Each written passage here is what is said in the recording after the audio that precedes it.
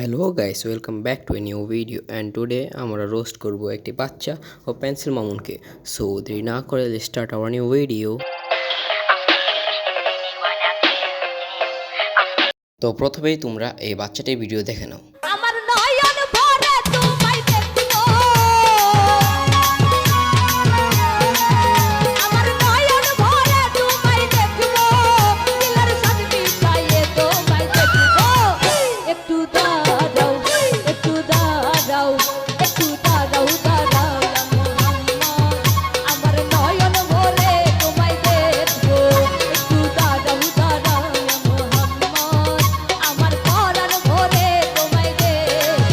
Guys থাক আর video দেখা দরকার নেই। এই ভিডিও আরও একটুখানি কন্টিনিউ করলে আমার মাথা সব ঘুরিয়ে যাবে।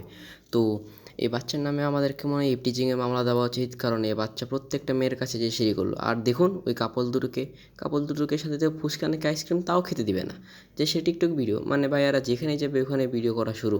এদের কি আর বলবো, আপনাদের জন্য কমেন্ট সেকশন খোলা থাকবে, আপনারা বলবেন। বাট ইউটিউব তাই একটু সাবধানেই বলবেন। আরে ভাই বাচ্চার অন্তত আমি আবার শিখতে যেতে পারি, বাচ্চাটা তো তোর সঙ্গে নাচবে না ভাই, তোর সঙ্গে ভিডিও করবে না। তুই এর ভাই টিকটকার ভাই, এরা যাকেই পাই রাস্তায় তাদের সঙ্গে ভিডিও করা শুরু করে দেয়।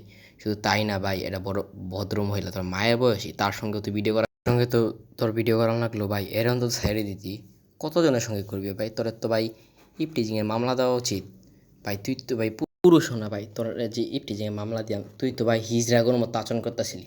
হিজড়াগর মানে আমার বলিছে ভাই, এদের নিয়ে ভারী ভিডিও করা ভাই। একটা মানুষ কতটা নিচে নামলে এরকম ভিডিও করতে পারে ভাই? একটা ভাই তোরা ছোটো বাচ্চারা দিয়ে অন্তত কী শেখাইতেছস ভাই? ছোটো বাচ্চাদের সঙ্গে এগুলো মানাই ভাই? যারা এই ভিডিওটা বানাইছস ভাই, তখন কি মানে মাথার মধ্যে কোনো জ্ঞান বুদ্ধি নাই? আবার সরি ভাই, আমি আন্তরিকভাবে দুঃখিত। টিকটকারদের মাথায় কোনো বুদ্ধি থাকে না, তাদের মাথায় ব্রেনই থাকে না ভাই। সরি ওকে ভাই, বাদ দাও। এখন আমরা পেন্সিল মামুনের দিকে যাই, তাকে এখন রোস্ট করি, তার ভিডিওটা আগে দেখে নিই। সব জীবনের আর বেঁচে থাকার কিছু নাই। আমার জীবনের সমস্ত এক্সপেরিয়েন্স হয়ে গেছে একদম। হ্যাঁ না ভাই, এখনও সব এক্সপিরিয়েন্স হয় নাই। এরপরে কিছু ভিডিওতে ভাই তুই মাইর খাবি। মাইর খাওয়ার পরে ভাই পরে কিছু ভিডিওতে না কিছুক্ষণ পরে ভাই তোরে যে জায়গায় নিয়ে গেছে মামুন, আমার তো মনে হয় কাম একটা সারছে। তোরে কলা জঙ্গলে নিয়ে গেছে না, কলা বাগানে মনে হয়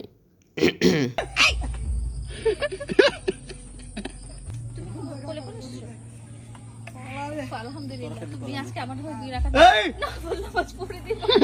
2 রাকাত নফল নামাজ পড়ে দিও। কত বড় মাসুম, এটা কি এমনি একটা পাস?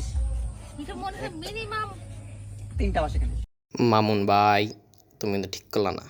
3টা বাসি আসছিল, একটা তোমার, একটা বুইরা বেড়ার, আর একটা বাচ্চার। তে ভাই পরে 1 কিলোমিটার করলো ভাই।